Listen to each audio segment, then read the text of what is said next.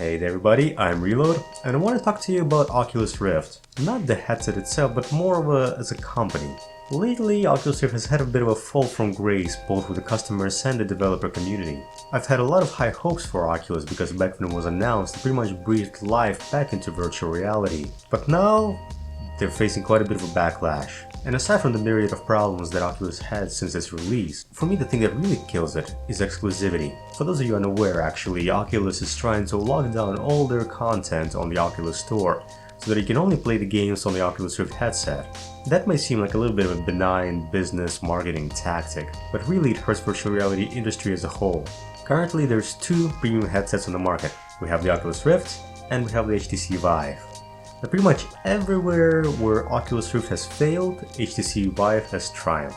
Right out of the gate, if you buy the Vive headset right now, it'll come with both the controllers and the in-room sensor that will let you walk around within the virtual reality environment. Oculus Rift, if you're lucky to actually get it right now, will only come with an Xbox One controller. So pretty much right off the bat, there's a big difference between the two. HTC Vive is a whole step ahead of the Oculus at this point. Because as great as virtual reality is, just as a sitting down experience, where you can look left, right, up, down, just experience the whole gaming or whatever virtual reality environment that you're in, you can't beat the fact that actually being able to interact with the items within the game and to walk around within the game is a much more exciting prospect, a prospect that HTC Vive is able to deliver at this point. And even though Oculus is promising that they'll be releasing their controllers sometime this year, I'm not sure their technology is there yet where you can actually place sensors within a room and walk around within the virtual reality environment. Not to mention the very aggravating fact for people who have pre-purchased the Oculus Rift that their headset is not being shipped yet. So aside from the technical specs and the supply line issues,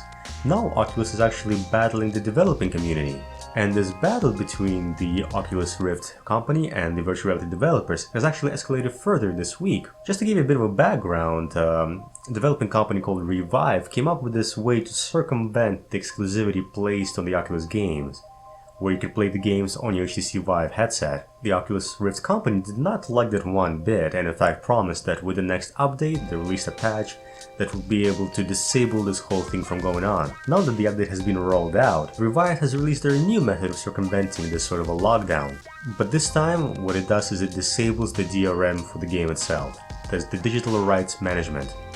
Removing the DRM from the game paves the way directly towards the piracy of Oculus games. Rewire has come out and said that piracy was not their intention, but there was just no other way for them to be able to circumvent this exclusivity placed on the Oculus games. So this whole battle is reaching just another point, and I'm not sure about the legality of this new update that Rewire has come out with. I'm pretty sure Oculus will be trying to sue them later on. But regardless of that, the whole relationship between Oculus and the developer community is being soured a little bit by all of this. Because really, exclusivity is not good for anybody, especially this early in the nascent stage of development of virtual reality.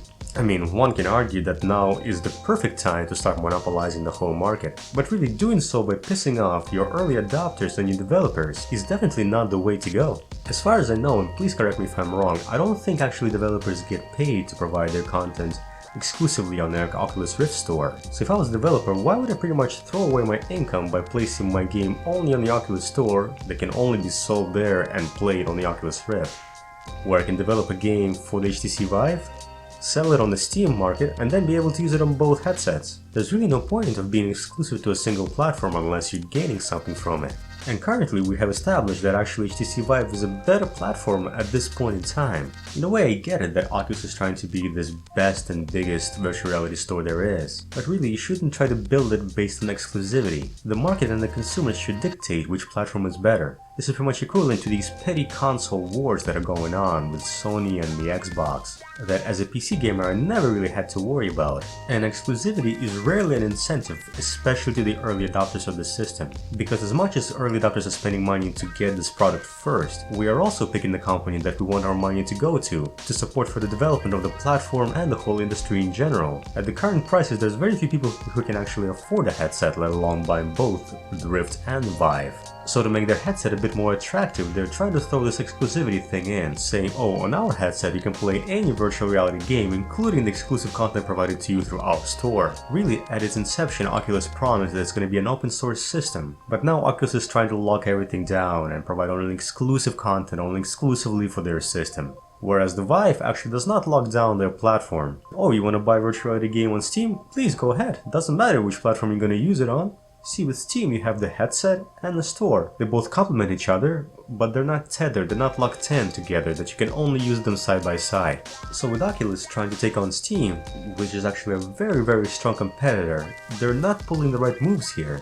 These are first generation headsets and the industry is just starting to take off. And yet Oculus seems hell-bent on treating their early adopters as these sort of chickens to be corralled into the little Oculus store. And that's not nice, because a lot of problems that Oculus has faced so far people can forgive. Yeah, there's supply issues, and yes, somebody will always be ahead, whether it's you or your competitor. And to give credit to Oculus actually, the controls that they're going to be releasing later this year actually seem to be a lot more ergonomic compared to the Vive controllers. At this point, this is the only thing that's actually keeping me from making the decision 100% whether I'm going to go with Vive or Oculus. But really, as a customer ready to spend the money on the system right now, more and more I think I'm going to spend money on the Vive. And really, I'm not trying to fanboy here by bashing one company while praising the other. But I am passionate about the virtual reality industry, and I really don't like the way the Oculus is pulling it right now. It's one of the biggest players in the industry, so it has a lot of sway. And I would just hate to see this sort of exclusivity start popping up all across the platforms. I'm really hoping for a cross-platform access for all of virtual reality content, where as a consumer I'm not forced to buy specific headset to play specific content.